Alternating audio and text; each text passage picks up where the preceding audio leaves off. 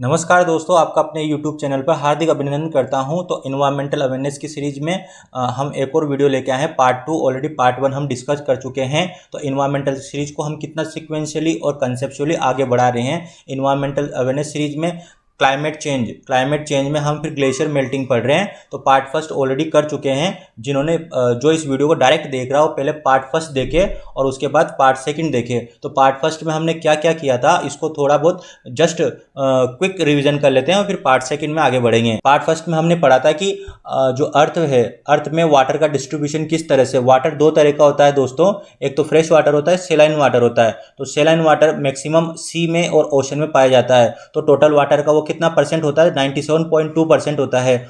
और जो fresh water होता है वो 2.8% होता है। और टोटल फ्रेश वाटर 2.8% होता है। फ्रेश वाटर में कौन कौन सा कंपोनेंट होता है?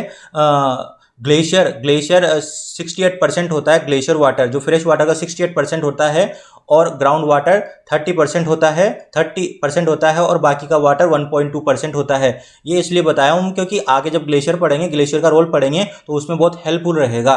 तो ये ऑलरेडी इसका इंपॉर्टेंस और इसको मैंने ऑलरेडी पार्ट फर्स्ट में समझा चुका हूँ।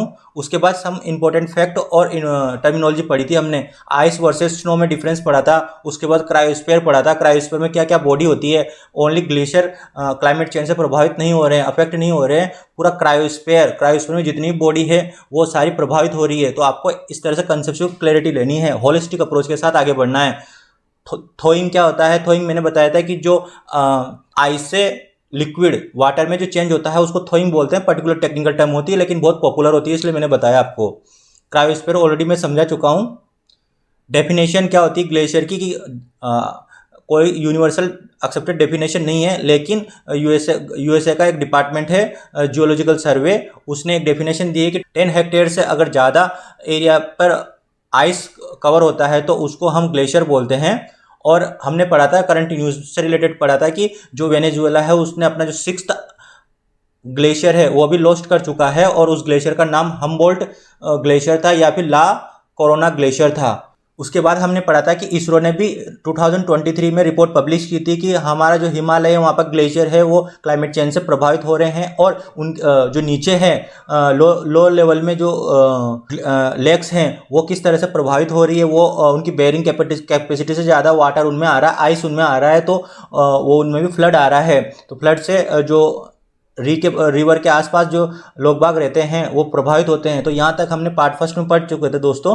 अब आगे चलते हैं पार्ट सेकंड, जिसमें और डिटेल से हम चीज़ों को समझेंगे। तो आप देख रहे हो कि मैं कितनी डिटेल से चीज़ों को करा रहा हूँ। 5 मिनट 10 मिनट के करंट अफेयर के वीडियो बने हैं ग्लेशियर मेल्टिंग पे और अपना काम कर रहे हैं, कोचिंग का प्रमोशन कर रहे हैं, एडवर्टाइजमेंट कर रहे हैं। लेकिन मेरा यहाँ एडवर्टाइजमेंट करना नहीं है किसी चीज़ का। मेरा है कि एक रियल तरीके से एक होलिस्टिक अप्रोच के साथ इन्वायरमेंट अवेयरनेस की सीरीज को मैं चलाऊँ, जो कोई भी बहुत बेसिक लैंग्वेज में और बहुत ज़्यादा टेक्निकल चीज़ें नहीं लेके आ रहा हूँ। तो कोई भी समझ सकता है जो सुन रहा है ना, वो चाहे उसको टेक्निकल चीज़ें पता ना हो, लेकिन कंसेप्चुअल में बता रहा हूँ तो उसको चीज़ें समझ में आ जाएगी। तो चलिए आगे बढ़ते हैं। रिपोर्ट में ये पाया गया है, साइंटिस्ट या रिपोर्ट में ऐसे बता रहे हैं कि जो also found that it was melting much more faster than expected. मतलब ये है जो ग्लेशियर मेल्टिंग की जो रेट है वो बहुत ज़्यादा रेट बढ़ गई है जो एक्सपेक्ट किया था। ये चीज़ ग्लेशियर मेल्टिंग के साथ ही नहीं हो रही दोस्तों, ये चीज़ क्लाइमेट चेंज से जितने भी चीज़ें प्रभावित हो रही ना, उनकी सीवियरिटी इंटेंसिटी जो एक्सपेक्ट की थी आज से 10 ईयर्स 20 ईयर पहले, वो सारी चीज़ें प्रभावित हो रही। जैसे 1 बाय 1 चीज़ों को लेके चलता हूँ। क्लाइमेट चेंज में टेम्परेचर इंक्रीमेंट, पहले ये एक्सपेक्ट किया था कि एक रेट से सेंचुरी के एंड तक 1.5 डिग्री टेम्परेचर हो जाएगा, लेकिन हम बोल रहे हैं कि इस सेंचुरी के एंड तक टेम्परेचर 2 डिग्री से ज़्यादा हो जाएगा। जो हम टारगेट करके चल रहे थे कि 1.5 डिग्री टेम्परेचर मतलब इस सेंचुरी के एंड तक रहेगा, वो 2050 में ही हो जाएगा। तो वो भी एक्सपेक्टेशन से कहीं ज़्यादा टेम्परेचर बढ़ रहा है। और भी क्या है, हीट वेव अभी आप देख ही रहे हो, सीवियरिटी और इंटेंसिटी और ड्यूरेशन हीट वेव का कितना ज़्यादा हो रहा है, मतलब उनकी इंटेंसिटी बढ़ती जा रही है। तो ये सिर्फ एक चीज़ ग्लेशियर मेल्टिंग से रिलेटेड नहीं है, ये सारी चीज़ों से हैं। मतलब जितने भी क्लाइमेट चेंज से चीज़ें इफेक्ट हो रही ना, उनकी इंटेंसिटी सीवियरिटी ज़्यादा बढ़ती जा रही है एवरी ईयर। अब आप देखो कि अभी हम गर्मी का टाइम है, हीट वेव, हीट स्ट्रोक और अर्बन हीट आइलैंड हमने येस्टरडे पढ़ा है। ये सारी चीज़ें नेक्स्ट ईयर और इंटेंसिटी के साथ आएगी। मैंने बताया है आपको, एक इकोनॉमी में विशियस साइकिल होती है, वैसे ही क्लाइमेट चेंज में विशियस साइकिल होती है। ये अगले साल और ज़्यादा बढ़ के आएगी, क्योंकि हम इसके परमानेंट सॉल्यूशन पर काम नहीं कर रहे हैं, हम टेम्परेरी मेजरमेंट ले रहे हैं, वो कहीं से कहीं तक इसका सॉल्यूशन नहीं है। तो चलिए आगे बढ़ते हैं। अब ग्लेशियर की इंपॉर्टेंस समझ लेते हैं। मैंने आपको वाटर का जो सोर्स है वो इस डिटेल में इसीलिए पढ़ाया है कि glacier is a part of fresh water. अब फ्रेश वाटर का हमारे सामने पिक्चर क्लियर हो गया है कि कितना परसेंट होता है फ्रेश वाटर, ग्लेशियर कितना पार्ट होता है फ्रेश वाटर का। तो ये सारी चीज़ें इंटरलिंक करके चलो, कॉन्सेप्चुअल क्लियरिटी लेके चलो वन बाय वन चीज़ों को देखते हैं कि ग्लेशियर का रोल क्या है। अगर आपको ग्लेशियर का रोल क्लियर हो गया तो इसके इम्पैक्ट अपने आप क्लियर हो जाएंगे। मतलब इसके जो फंक्शन और रोल है, अगर वही ये परफॉर्म नहीं करेगा या डिस्टर्ब हो रहे हैं तो उसकी वजह से जो इसके इम्पैक्ट होंगे सेम इम्पैक्ट होंगे। तो जैसे एक उदाहरण के लिए ले लो, एग्जांपल के तौर पे ले लो, फ्रेश वाटर सोर्स। अगर ग्लेशियर मेल्ट हो रहा है तो फ्रेश वाटर सोर्स, ग्लेशियर क्या है, फ्रेश वाटर सोर्स का सोर्स है। अगर ये इम्पैक्ट हो रहा है, मेल्ट हो रहा है, तो हमारे पास फ्रेश वाटर सोर्स नहीं रहेगा।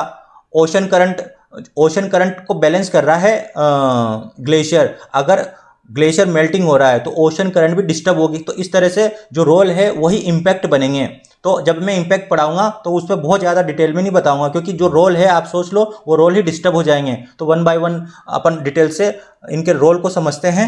फ्रेश वाटर सोर्स तो ऑलरेडी मैं बता चुका हूं कि टोटल वाटर में ऑलरेडी हमारे पास 2.8% वाटर फ्रेश वाटर है, और उसका भी 68% ग्लेशियर में जो आइस जमा हुआ ना वो पार्ट है। अगर वो ही डिस्टर्ब हो रहा है, वही हम we are losing that water, तो हमारे पास पीने का पानी कितना बचेगा।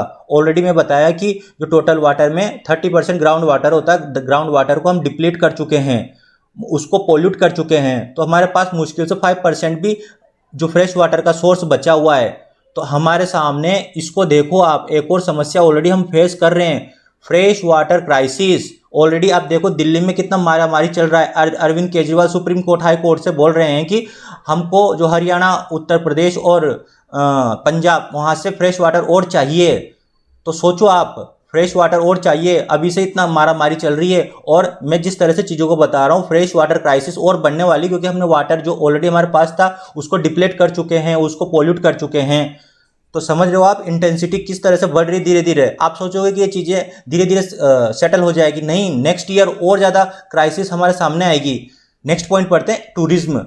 आपको पता है कि हमारा जो नॉर्थ इंडिया में है, उत्तराखंड, हिमाचल प्रदेश, जम्मू कश्मीर या फिर सिक्किम हो, वहाँ पर हम आइस जहाँ पर होती है वहाँ पर टूरिज्म प्लेस भी होता है। लोग बाग स्केटिंग करने जाते हैं। ठंडे प्रदेशों में टूरिज्म प्लेस बहुत ज़्यादा पॉपुलर होता है। अगर वहाँ पर ये चीज़ें डिस्टर्ब हो रही है, आइस ही नहीं बचेगी, तो लोग बाग क्या वहाँ पर टूरिज्म होगा? नहीं होगा। तो टूरिज्म भी इससे अफेक्ट होगा। और प्लानेट जो हमारा अर्थ है ना, एक उसकी हीट को बैलेंस करता है ग्लेशियर। वो कैसे करता है मैं आपको बताऊंगा। बहुत सारे तो ये सोच रहे होंगे कि आइस जो होती है ना, ग्लेशियर में आइस होती है, वो कूल होती है, इसलिए हमारा एटमॉस्फेयर फिर या फिर ग्लोबल हीट बैलेंस होता है, उसको बैलेंस करता है इस तरह से। ऐसा नहीं है, इसके पीछे एक जियोग्राफिकल कंसेप्ट है जिसको बोलते हैं एल्बिडो इफेक्ट। एल्बिडो इफेक्ट मैं आपको नेक्स्ट स्लाइड में बताऊंगा। एल्बिडो इफेक्ट की वजह से जो ग्लेशियर है वो किस तरह से अर्थ को कूल रखता है, तो ये भी इसका एक फंक्शन है। आप सोचो अगर ये फंक्शन डिस्टर्ब हो रहा है तो ऑलरेडी अगर ये अर्थ को कूल कर रहा है, टेम्परेचर को कंट्रोल कर रहा है, अगर ये फंक्शन अगर ये डिस्टर्ब हुआ, आइसी नहीं बचेगी, तो टेम्परेचर बढ़ेगा, क्लाइमेट चेंज और बढ़ेगा, इसलिए चीज़ें और सीवियरिटी होती जा रही है। समझो कंसेप्ट को। ओशन करंट, अब ओशन करंट को मैं बहुत ज़्यादा डिटेल्स में नहीं जाना चाहता हूँ, वीडियो बहुत बड़ा हो जाएगा। ओशन करंट को आप उस तरह से समझिए जैसे कि ओशन और एटमॉस्फेयर दोनों को इक्वल लीजिए, और करंट और विंड, जो एटमॉस्फेयर में विंड होती है ना, दोनों को आपस में इंटरलिंक करिए। अब विंड का जो एटमॉस्फेयर में जो रोल होता है ना, वही ओशन करंट का ओशन में रोल होता है। तो विंड का रोल क्या होता है एटमॉस्फेयर में? विंड का रोल होता है क्लाइमेट, मॉनसून लाना। जैसे हमारा इंडियन मॉनसून आता है वो विंड की वजह से आता है, ठीक है, विंड की वजह से इंडियन मॉनसून आता है। और विंड का एक और काम होता है टेम्परेचर को बैलेंस करना, इंटरमिक्सिंग करना गैसों की। एक रीजन में एक हॉट गैसें हैं, दूसरे रीजन में कूल गैसें हैं, तो उनकी इंटरमिक्सिंग होगी अगर विंड होगी। अब सोचो अगर विंड प्रभावित हुई तो जो एटमॉस्फेयर की हीट है वो भी इम्बैलेंस हो जाएगी। यस्टरडे ही मैंने आपको बताया था यूएचआई क्या होता है। एक सिटी का टेम्परेचर बहुत ज़्यादा बढ़ जाता है अदर देन रूरल एरिया में। तो रूरल एरिया में तो उसका एक कंट्रीब्यूशन मैंने बताया था कि वीक विंड होती है ना, वो भी एक रीज़न होती है इसका। वीक विंड से क्या होगा कि जो रूरल एरिया का टेम्परेचर है, गैस है, वो सिटी में जो टेम्परेचर है वो इंटरमिक्स नहीं होगा, क्योंकि विंड फ्लो नहीं हो रहा है, और विंड फ्लो नहीं हो रहा है तो मिक्सिंग नहीं होगी, तो रीजनल डिस्पैरिटी ज़्यादा आ जाएगी टेम्परेचर में। तो सेम रोल इसका इसमें समझिए ओशन में। आप ओशन में भी कोल्ड करंट और वार्म करंट होती है, उनका इंटरमिक्सिंग होना बहुत ज़रूरी है। अगर वो डिस्टर्ब हो रही है, वो किससे डिस्टर्ब हो रही है? ग्लेशियर मेल्टिंग से। अगर ग्लेशियर मेल्टिंग से वो चीज़ें डिस्टर्ब हो रही तो जो ओशन का जो टेम्परेचर है बैलेंस, वो भी हीट बैलेंस वो भी गड़बड़ा जाएगा। तो चीज़ें कितनी डेप्थ में समझना जरूरी है दोस्तों इन्वायरमेंट को समझने के लिए। तो बहुत आसान लैंग्वेज में कोशिश कर रहा हूँ मैं आपको समझाने की। तो अब ये सारी चीज़ें डिस्टर्ब हो जाएगी। बैलेंस ग्लोबल सी लेवल, ये जो सी लेवल, ये बहुत बेसिक बात है। अगर जो आइस से मेल्ट होगी तो वो वापस ओशन में जाएगी और उससे सी लेवल राइज होगा। सी लेवल राइज होगा, ये एक बहुत बड़ी वार्निंग है। इस सी लेवल राइज होगा, इसका मैं अलग से वीडियो लेके आऊँगा कि सी लेवल राइज होने से उसके इम्पैक्ट क्या होते हैं। क्लाइमेट चेंज से अब उस क्लाइमेट चेंज का इम्पैक्ट ग्लेशियर मेल्टिंग का इम्पैक्ट, सी लेवल राइजिंग, और सी लेवल राइजिंग का इम्पैक्ट किसी और वीडियो में डिटेल से देखेंगे। कैसे चीज़ें आपस में लिंक है आप समझिए। बायोडाइवर्सिटी डिस्टर्ब होगी। बायोडाइवर्सिटी कैसे डिस्टर्ब होगी? बहुत सारों को तो ये पता ही नहीं होगा कि आइस में भी बायोडाइवर्सिटी होती है। आपको पता होगा कि जो कोल्ड एरिया है, टुंड्रा एरिया है, जहाँ पर जैसे रशिया है और ऊपर जितने भी कंट्री है टेम्परेट रीजन से ऊपर, या फिर जो बहुत हाइट में एल्टीट्यूड में वहाँ पर जो आइस होती है, वहाँ पर बहुत सारी जो बोलते हैं कि स्पीशीज पाई जाती है, जैसे वालरस हो गया, पोलर बियर हो गया, आर्कटिक फॉक्स हो गया। इस तरह की थाउजेंड्स ऑफ स्पीशीज वहाँ पाई जाती है, बैक्टीरिया पाए जाते हैं। वो अर्थ बायोडाइवर्सिटी का पार्ट होते हैं और बहुत इंपॉर्टेंट रोल प्ले कर रहे हैं। तो वो सारे के सारे डिस्टर्ब हो जाएंगे। नेक्स्ट क्या है? Make many river perennial like Ganga. अब ये देखो कितना इंपॉर्टेंट इसका अब हमारे इंडिया में इसका इम्पैक्ट देखने को मिलेगा। हमारे जो भी हिमालय से जो भी रिवर ओरिजिनेट हो रही है, वो उनको बोलते हैं पेरेनियल रिवर, मतलब हमेशा बहने वाली रिवर। वो क्यों बहती है? क्योंकि ग्लेशियर है, ग्लेशियर से पानी आता है, ग्लेशियर से पानी आइस होती मेल्ट होती है और रिवर में आता है, तो कंटिन्यूसली पानी हमको रिवर में मिलता है। वहाँ से हम वाटर वे भी करते हैं, फिशिंग भी करते हैं और बहुत सारी चीज़ें करते हैं। तो अगर ग्लेशियर मेल्ट हो गया तो पानी आना बंद हो जाएगा, ग्लेशियर जो पानी का सोर्स है वही ख़त्म हो जाएगा। तो सारी जो पेरेनियल रिवर है वो भी वैनिश हो जाएगी।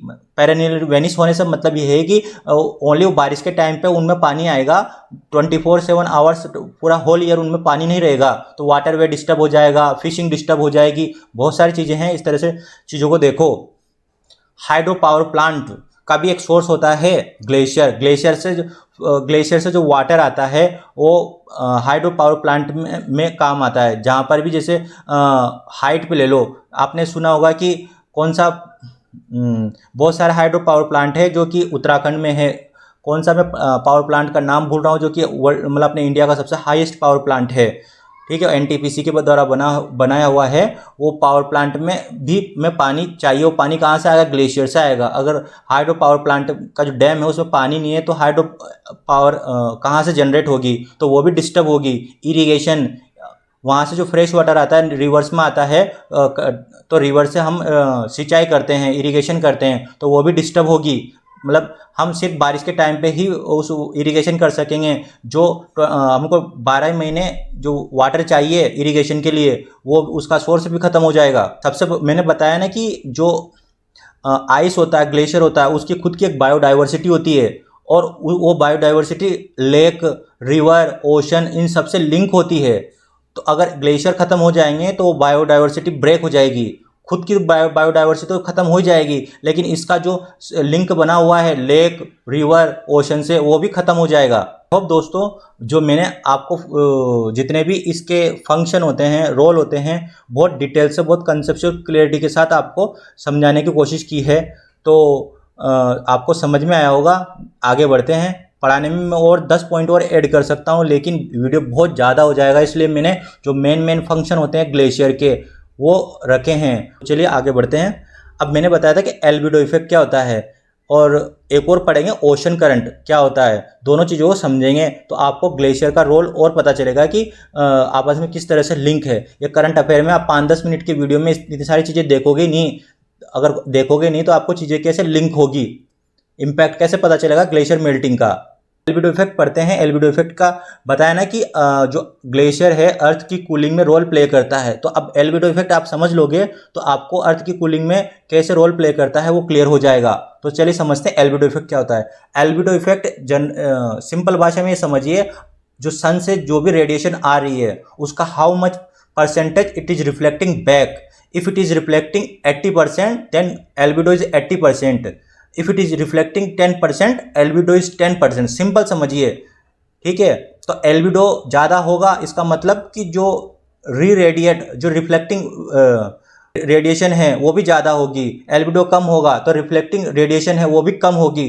तो अभी इसमें इंपॉर्टेंट बात समझिए, हर अर्थ की सरफेस पे बहुत सारी बॉडी होती है। डेजर्ट होता है, फॉरेस्ट होता है, फॉरेस्ट में भी सवाना फॉरेस्ट होता है, ग्रास होती है, और उसमें भी फिर रेन फॉरेस्ट होता है। डेजर्ट में भी डेजर्ट होता है, और उसके बाद ग्लेशियर होता है। तो बहुत अलग अलग बॉडी होती है, तो उनका एल्बिडो भी अलग अलग होता है। और सबसे ज़्यादा एल्बिडो जिसका होता है ना वो आइस का होता है। तो आपको पता है कि ग्लेशियर आइस से मिलकर बना होता है। अब आइस का सबसे ज़्यादा एल्बिडो होता है, तो अर्थ, आपको ऑलरेडी पता है कि मैंने जो अर्थ का जो 10% एरिया है वो आइस से कवर है, ठीक है। तो अब अर्थ जो सन से रेडिएशन आ रही है वो वापस से री रेडिएट हो रही है, वापस से रिफ्लेक्ट बैक हो रही है। तो अब वो क्या है कि अर्थ को गर्म नहीं कर रही है वो, अगर वो री रेडिएट होके रिफ्लेक्ट होके वापस से स्पेस में जा रही है तो उसका कूलिंग इफेक्ट देके वो अर्थ को गर्म कर सकती थी, लेकिन वो एज इट इज रिफ्लेक्ट हो गई है, इसलिए अर्थ को गर्म नहीं कर रही है, तो इसलिए अर्थ को कूल कर रही है। तो इस तरह से चीज़ों को समझने की कोशिश करिए। अब सोचो कि 10% एरिया में आइस है और वो आइस ही मेल्ट हो गई तो हमारा एल्बिडो इफेक्ट कम हो जाएगा। जब एल्बिडो इफेक्ट कम होगा तो जो अर्थ की रेडिएशन है वो रिफ्लेक्ट कम होगी, और रिफ्लेक्ट कम होगी तो सीधे ही जो लैंड सरफेस है उसको टच करेगी, टकराएगी, और फिर वापस से री रेडिएट होकर स्पेस में नहीं जाएगी। वो अर्थ का जो क्लाइमेट है, एटमॉस्फेयर, उसी को और ज़्यादा गर्म करेगी। तो चीज़ों किस तरह से लिंक है आप समझ रहे होंगे ना। पॉल्यूशन की वजह से भी एल्बिडो इफेक्ट अफेक्ट होता है। जैसे आइस है, आइस को ऊपर डार्क लेयर आ गई, ठीक है, पॉल्यूशन की वजह से। हम बहुत सारे ग्रीन हाउस गैस एमिशन करते हैं। जो कोल पावर प्लांट होता है वहाँ से आपको देखा होगा कि जो गैसेज होती है वो आइस के लेयर पे जाके और टॉप सरफेस पे जाके जम जाती है। तो वो अगर पॉल्यूट हो चुका है ग्लेशियर तो वहाँ का क्या कि एल्बिडो कम हो जाएगा। एल्बिडो कम होगा, आप मानिए कि एल्बिडो कम होता है तो वो हीट इफेक्ट देगा। अब मैंने यहाँ पे लिख रखा है कि जो बॉडी होती है, सैंड हो गया, ग्रास हो गया, ड्राई सोयल हो गया, फॉरेस्ट हो गया और फ्रेश स्नो हो गया, इनका एल्बिडो इफेक्ट लिख रखा है मैंने।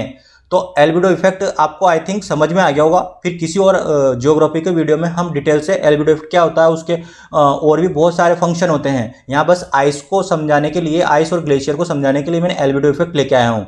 ओके, नेक्स्ट पढ़ते हैं ओशन करंट। मैंने ऑलरेडी आपको बताया कि विंड जो एटमॉस्फेयर में रोल प्ले करती है वही ओशन करंट ओशन में रोल प्ले करती है।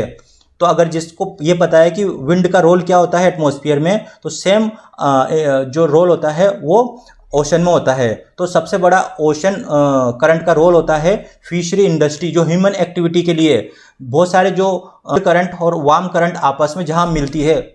वर्ल्ड में बहुत सारे ऐसे रीजन हैं जो कि ऐसे रीजन है जहाँ पर कोल्ड करंट और वार्म करंट आके मिलती है। वो वहाँ का जो एरिया है, वो रीजन है, वो न्यूट्रिएंट रिच हो जाता है, और वहाँ पे क्या है कि फिश आके इकट्ठी हो जाती है, वो उनका हैबिटेट बन जाता है। तो क्या होता है कि वहाँ पर फिश बहुत ज़्यादा आ जाएगी, तो फिशरी इंडस्ट्री डेवलप होगी। अब सोचो कि ये चीज़ें डिस्टर्ब हो रही है, वार्म करंट और कोल्ड करंट अफेक्ट हो रही है, तो वहाँ पर जो वो रीजन है वो रीजन भी अफेक्ट होगा। तो वहाँ पे न्यूट्रिएंट्स नहीं बनेंगे तो फिश भी नहीं आएगी। तो फिशरी इंडस्ट्री किस तरह से इम्पैक्ट होगी। और मैंने बताया कि जैसे विंड का क्या रोल होता है, इंटरमिक्सिंग ऑफ हॉट और कोल्ड एयर। तो ऐसे ही रेगुलेट ग्लोबल क्लाइमेट, मतलब अर्थ का इसको इस तरह से समझिए कि अगर ओशन है, ओशन का हीट बैलेंस अफेक्ट हो रहा है, ठीक है, क्योंकि इंटरमिक्सिंग नहीं हो रही है कोल्ड करंट और वार्म करंट की। वो किस वजह से अफेक्ट हो सकती है? ग्लेशियर मेल्टिंग की वजह से। तो ये क्लाइमेट को भी अफेक्ट करेगी। तो सोचो किस तरह से लिंक हो रहा है चीजें। आई होप जो जिस डेप्थ से मैं समझा रहा हूं आप समझ पा रहे होंगे। नेक्स्ट क्या है? ओशन करंट का role, counteract the uneven distribution of solar radiation reaching earth surface. ये ऑलरेडी मैं बता चुका हूं कि जो अर्थ से रेडिएशन आती है और उसकी वजह से हीट जनरेट होती है, तो उस हीट को डिस्ट्रीब्यूट करती है। जैसे एटमॉस्फेयर में विंड क्या करती है? गैस को रीडिस्ट्रीब्यूट करती है ना, इंटरमिक्सिंग करती है। वैसे ओशन करंट क्या करता है? जो ओशन में कोल्ड रीजन है, हॉट रीजन है, उनको इंटरमिक्स करता है, इसलिए हीट बैलेंस को भी बैलेंस करता है। Without current in the ocean regional temperature would be more. मैंने बताया ना कि अगर एक पर्टिकुलर रीजन है वहां पर कोल्ड करंट है और दूसरी जगह का हॉट करंट या वार्म करंट है, तो अगर आपस में मिक्स नहीं होगी तो दोनों के रीजन में रीजनल जो वेरिएशन है वो ज़्यादा हो जाएगा। इसको वैसे ही समझिए रूरल और अर्बन। अर्बन में अर्बन हीट आइलैंड मैंने बताया आपको, अर्बन हीट आइलैंड और रूरल में जो टेम्परेचर होता है, अर्बन हीट आइलैंड का टेम्परेचर ज़्यादा होता है और रूरल का कम होता है। अगर विंड नहीं होगी तो आपस में इंटरमिक्स नहीं होगा तो हीट बैलेंस नहीं होगा, हीट रिडिस्ट्रीब्यूट नहीं होगी, इससे बहुत सारे इम्पैक्ट होंगे। वैसे ही ओशन के केस में लीजिए आप। आई थिंक ओशन करंट का रोल भी आपको समझ में आ गया होगा। ग्लेशियर मेल्टिंग से कितने सारे इम्पैक्ट हो सकते हैं। ग्लेशियर का रोल बताया मैंने, तो आपको उसके जो इम्पैक्ट है अपने आप समझ में आ रहे होंगे। अब इसके कारण क्या है? ग्लेशियर मेल्टिंग का कारण क्या है? बहुत सारे कारण नहीं है दोस्तों, एक जाइंट प्रॉब्लम है। वो जाइंट प्रॉब्लम है one and only one reason, climate change की वजह से हीट वेव आ रही है। क्लाइमेट चेंज की वजह से यूएचआई अर्बन हीट आइलैंड प्रॉब्लम आ रही है। क्लाइमेट चेंज की वजह से सी लेवल राइज हो रहा है। क्लाइमेट चेंज की वजह से ग्लेशियर मेल्टिंग हो रहा है। कितनी सारी प्रॉब्लम हम फेस कर रहे हैं और ये चीज़ें हर बार सीवियरिटी, इंटेंसिटी और इनका ड्यूरेशन बढ़ता जा रहा है। सोचो हमारे सामने कितनी बड़ी समस्या आ रही है दोस्तों। बहुत बड़ा क्वेश्चन मार्क लगाता है हमारे सर्वाइवल पर। तो मैं एक क्वेश्चन में आपसे पूछना चाहता हूँ, विल वी सर्वाइव इट? इतनी सारी प्रॉब्लम आ रही है, हम इसको सर्वाइव कर पाएंगे? और इतनी सारी प्रॉब्लम क्यों आ रही है? क्लाइमेट चेंज और पोल्यूशन की वजह से। और क्लाइमेट चेंज और पोल्यूशन का रीजन क्या है? हम हैं। Human is the only reason behind climate change and pollution. तो आप चीज़ों को समझिए। अब हम किन किन चीज़ों को सर्वाइव कर पाएंगे आपको बताता हूँ। Day by day increasing severity of the problem, already मैं बता चुका हूँ। पॉल्यूशन, क्लाइमेट चेंज, ठीक है। अब ग्लेशियर मेल्ट पड़ रहा है तो क्रायोस्फीयर भी इससे इफेक्ट हो रहा है। हेल्थ इशू इतने सारे आ रहे हैं, day by day health issue बढ़ रहा है। एग्रीकल्चर में ग्रीन रिवोल्यूशन पढ़ाने वाला हूँ, वो थ्योरेटिकल ग्रीन रिवोल्यूशन नहीं पढ़ाऊंगा जो आपने स्कूलिंग में पढ़ा होगा, ठीक है, या फिर आप एग्जाम के पॉइंट ऑफ व्यू से पढ़ते। ग्रीन रिवोल्यूशन का एक लेक्चर आने वाला हूँ, बहुत कंसेप्चुअल होने वाला है। उसमें मैं बताऊंगा ग्रीन रिवोल्यूशन इज बून और बैन, एक जो जिसको बोलते हैं वरदान था, एक कर्ज, ये अभिशाप था, उसको पढ़ेंगे हम। तो एग्रीकल्चर भी full of pesticide and fertiliser. तो इतनी सारी प्रॉब्लम को हम सर्वाइव कर पाएंगे क्या दोस्तों? ये चीज़ सोचने लायक है। और ये चीज़ किस कॉस्ट पर, इसका रीज़न क्या है? क्लाइमेट चेंज और पॉल्यूशन। और किस वजह से आ रहा है? हम कर रहे हैं। और हम क्या कर रहे हैं? हम पर कैपिटा कंजम्पशन बढ़ा रहे हैं, इकोनॉमिक ग्रोथ चाहते हैं, ब्लाइंड रेस में भाग रहे हैं और पॉपुलेशन बढ़ा रहे हैं। पॉपुलेशन बढ़ रहा है तो और ज़्यादा उसका कंजम्पशन पैटर्न बढ़ेगा, और कंजम्पशन बढ़ेगा तो और एनर्जी कंज्यूम होगा ओवरऑल अर्थ का, तो उससे और ज़्यादा क्लाइमेट चेंज होगा। तो चीज़ें आपस में कैसे हैं? एक विशियस साइकिल बन चुका है। और ये विशियस साइकिल कहीं से कहीं तक रुकने का नाम नहीं ले रहा है, क्योंकि इसके परमानेंट सॉल्यूशन पर कोई भी काम नहीं कर रहा है। समझिए चीज़ों को आप, कितनी सीवियरिटी है। मेरे को धीरे धीरे जब मैं इस पे वीडियो बना रहा हूँ इन्वायरमेंटल अवेयरनेस पे, आप देख लो यूट्यूब के इतिहास में इतने डिटेल्ड क्लाइमेट चेंज और पोल्यूशन को इतने कंसेप्चुअल तरीके से और one by one climate change के इम्पैक्ट और पोल्यूशन, ऐसी सीरीज कोई बना रहा तो मेरे को बता दे, ठीक है, मैं वीडियो बनाना बंद कर दूंगा। और दूसरी बात, इतनी डिटेल से पढ़ा रहा हूँ कि कोई भी बेसिक, मतलब इसको बहुत ज़्यादा टेक्निकल नहीं पढ़ा रहा हूँ मैं, वो कोई भी बेसिक कोई भी समझेगा ना इसको तो आराम से इसको जो चीज़ें चल रही है उसको समझ सकता है। एटलीस्ट हमारा काम है अवेयर होना। अगर अवेयर हो गए तो हम मेजरमेंट भी ले सकते हैं। इतनी सारी प्रॉब्लम हम पढ़ रहे हैं, क्लाइमेट चेंज और प्रिवेंशन, क्लाइमेट चेंज और पोल्यूशन। तो इस पे मैं क्या है कि इतनी सारी प्रॉब्लम तो आपको बता रहा हूँ, मेरा मकसद कोई डराने का नहीं है, लेकिन उसके साथ साथ मैं एक इसके जो परमानेंट सॉल्यूशन जो होते हैं, प्रिवेंटिव मेजर, ठीक है, वो उस पर भी एक सीरीज लेके आऊँगा कि हम प्रिवेंटिव मेजर क्या ले सकते हैं, उसको वो भी बहुत कंसेप्चुअल तरीके से समझाऊंगा। बाकी कुछ कोटेशन मैं आपके लिए छोड़ के जा रहा हूँ। यस्टरडे एक वीडियो बनाया था मैंने UHI का, अर्बन हीट आइलैंड का, उसमें भी ये सेम कोटेशन छोड़ा था मैंने। चीज़ों को देखो, समझो, कितनी सारी चीज़ें हमारे अफेक्ट हो रही है। ये कोई बाहर, हम सिर्फ चीज़ों को बाहर देख रहे हैं, अंदर देख ही नहीं रहे हैं। जब तक अंदर नहीं देखेंगे तब तक चीज़ें नहीं सुधरने वाली है। बाहर से देखोगे तो आपको तो हर कोई इकोनॉमिक ब्लाइंड रेस ग्रोथ में भाग रहा है, ठीक है, रुकने का नाम ही ले रहा है। हर कोई भोगना चाहता है, हर कोई लग्जरी लाइफ चाहता है। इससे तो ये चीज़ें जितनी विकराल हो चुकी है, जाइंट प्रॉब्लम हो सकती है, रुकने वाली नहीं है। आई होप दोस्तों जो मैं आपको समझाना चाह रहा हूँ आप समझ रहे होंगे, और ग्लेशियर मेल्टिंग को आप बहुत कंसेप्चुअल तरीके से समझ चुके होंगे। तो चलिए मिलते हैं नेक्स्ट वीडियो में। जय हिंद।